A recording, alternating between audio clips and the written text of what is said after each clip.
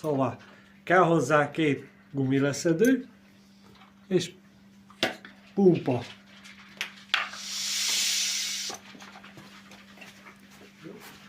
Kivesszük a kereket, gyorsan elfordítjuk, féket kilazítjuk, gyűjtjük.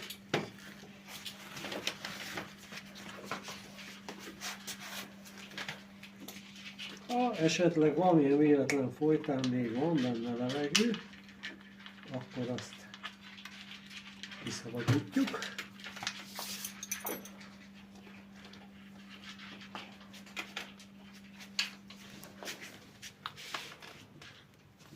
Betesszük az elsőt, támasztjuk, betesszük a másodikat.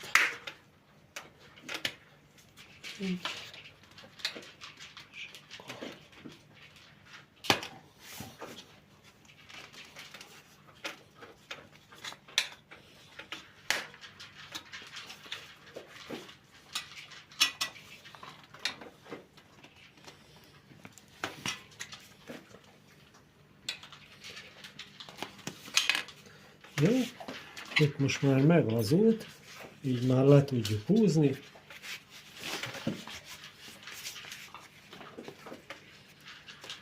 Benyúlunk az elsőre, kitépjük.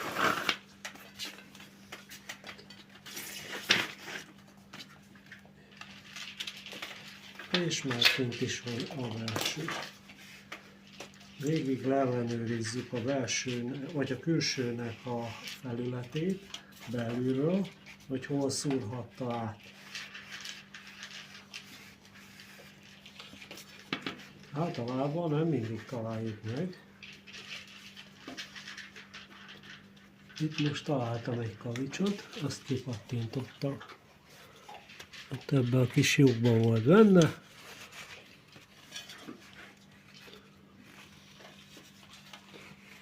Lehet, hogy ezt szúrta meg, bár szerintem ennyire nem.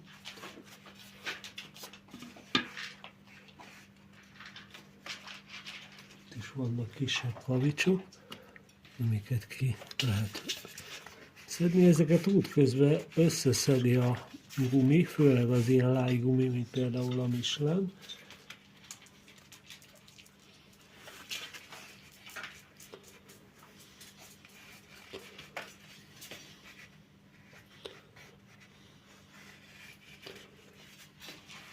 Ha nem találunk jobbat, akkor ilyenkor szoktam egy olyat, hogy